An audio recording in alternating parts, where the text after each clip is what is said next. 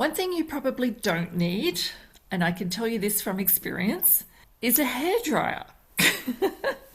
In 2019, on our first Europe adventure, I packed a travel hairdryer.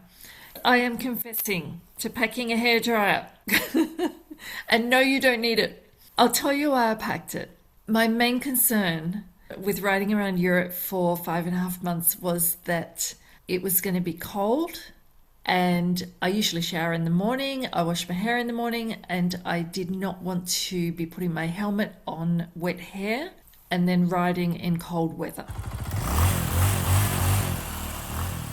Hey adventurer, I'm Bridget Hallam from Throw Your Leg Over, and today we're talking about hair care when you're on the road. Now, I love helmet hair. Helmet hair is the best, but arriving home or at your destination at the end of a day with 1,000 knots in your hair is not fun. I've had a couple of times where my hairband has fallen out and my hair's just flying around in the breeze. Oof.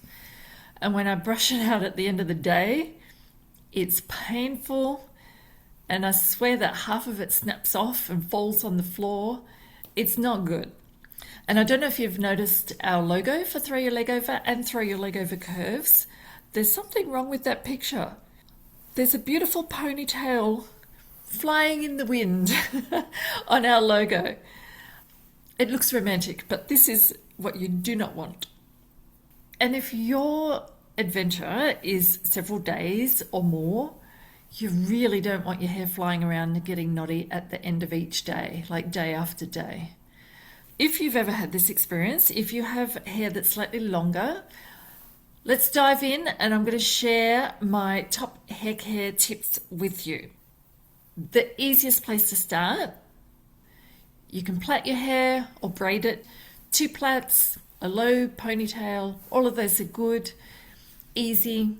My personal favorite is I twist my hair into a low bun at the nape of my neck, so it sits just below my helmet, and I just put a hairband around it. Quick and easy.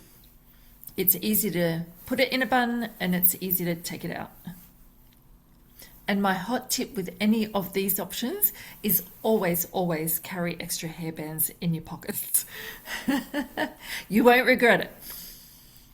If you're looking for products or gear to help you keep your hair knot free and protected when you're riding, there's some things you might want to consider.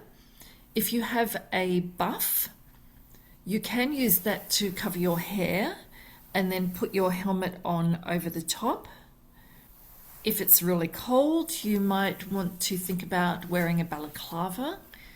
Balaclavas come in different fabrics. It might be bamboo or merino. Again, you put your balaclava on, put your helmet on, and that will protect your hair as well. And there are specific hair care products out there for motorcyclists. The one that comes to mind is called Haircare. I've never used it. I can't recommend it or not recommend it, but I know some people have tried it and like it. For me, I prefer to keep things as simple as possible, and that's why I tend to just go with the quick low bun with a hairband. Quick and easy. If you're looking at hair products, products for your actual hair, you might want to think about a leave-in conditioner, putting that in the morning before you ride, or maybe like an oil of some sort, like an argan oil, something along those lines. There are hair oils available out there. You can put a little bit of that into your hair and that will make it less likely to get knotty. Personally, that doesn't work for me because my hair is super fine and it just makes my hair feel really gluggy and ugh. But I know that it works really well for people with different hair types. So maybe that might work really well for you. So there are some options for you if you're heading out for a day ride, some easy options on what to do with your hair, some gear that might help protect your hair, and some actual hair care products that might be good too. If your adventure is longer and then you're packing some toiletries for your adventure, Of course, the first things you are going to be thinking about for hair care is shampoo and conditioner. I always pack shampoo and conditioner. My hair is the sort of hair that I have to wash it quite frequently. In hot weather, I'll wash it every day. Cooler weather, I'll wash it every second day. Might get away with every third day if I'm lucky. But shampoo and conditioner are always in my kit. If your adventure is, say, a week, a few days, a week, maybe even a fortnight, travel size shampoo and travel size conditioner will work really well for you. If your adventure is longer, say you're going away for a month or two, if you are fortunate enough to be able to do that, for example, when we go to Europe, it does get a bit trickier. Travel size shampoo and conditioner is not going to do the trick for me. The normal size shampoos and conditioners are big, they're bulky, they're heavy, surprisingly heavy. So I don't want to be packing those, but to just decant a little bit of them, say 100 ml, into a travel bottle to take with me means that I have to throw half of it or more away. And that's wasteful. It's not environmentally friendly. It's not financially friendly. It's not a great solution either. So if you're in a situation like this is where you might want to look at specific travel shampoos. The one that I have tried is the Sea to Summit brand, Sea being SEA to Summit. Sea to Summit have a shampoo with conditioner, so it's like a 2-in-1. And I've found that I don't need to use a lot of it. Like I can use just maybe like a 10-cent piece worth of it, and that is enough to lather up. And when I wash it out, there's enough conditioner in there that my hair doesn't feel really knotty. It's a great space saver because they come in little bottles of 100 ml or 80 ml or something like that. But the downside of it is that long term, after a month or two, my hair's not feeling really nice. It's enough for me to feel like my hair is clean, but my hair doesn't feel nice and silky smooth. So every now and then, I just want to give my hair like a really good shampoo and a really good condition with proper shampoo and proper conditioner. It's a good compromise, but I wouldn't give it a 10 out of 10. Another product that you might want to try, which I have not tried, is shampoo soap. So it looks like a bar of soap, but it's a shampoo. I can't tell you how that works because I don't know. I've never used it. But one thing that you would need to keep in mind is that you would need a container, a waterproof container to keep it in so that it doesn't get your other toiletries wet and soapy. If you have tried shampoo soap, let me know how it went for you. I'd love to know. So you could try leave-in conditioner or a hair oil. Another thing that you might want to try is a detangling spray. It's another thing that you need to put in your kit, but it might be worth it if you really have problems with knots and tangles at the end of each day. One thing you probably don't need, and I can tell you this from experience, is a hairdryer.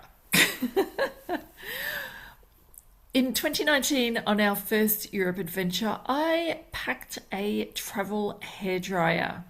I am confessing to packing a hairdryer. And no, you don't need it. I'll tell you why I packed it. My main concern with riding around Europe for 5.5 months was that it was going to be cold. And I usually shower in the morning, I wash my hair in the morning, and I did not want to be putting my helmet on wet hair and then riding in cold weather. I asked my son to please buy me a little travel hairdryer for Christmas, and I took that with me. I can safely say that I used that no more than about 4 times in 5.5 months. And I'll tell you why. Because it was hot in Europe. It was very hot. There was a bit of a heat wave happening. Quite often, day after day, it was around 35 degrees or even warmer. I was not cold. And very quickly, we fell into a routine of riding during the hot day, arriving at our accommodation at the campground, for example. All we wanted to do was get our bike gear off as soon as possible and get in the shower and have a shower. And then I would wash my hair. And of course, that's mid-afternoon. It's still hot. I get out of the shower. My hair is dry in about 5 minutes. So I had very little use for a hairdryer. I would not recommend that you bring a hairdryer with you, unless you want to, of course. Now, if you would like to know what we do pack on our adventures, then feel free to download our free packing list. That is our packing list that we use for all our adventures, especially our longer adventures. And if you want to know what I recommend packing for a weekend adventure, have a listen to episode 3, which is all about spontaneous adventures and just packing like the bare minimum for a weekend adventure. You can enjoy that one as well. So I hope that was helpful for you. I hope that's given you some ideas. But most of all, love your helmet hair. Helmet hair is just the best. Helmet hair means you're having an adventure. But yeah, knots are not so great. I would love to know if you've got a hair care tip that I haven't covered here. I'm always on the lookout for a great hair care tip. Something that's simple and easy. Send me a message, send me an email. I would love to know. And I will see you next week.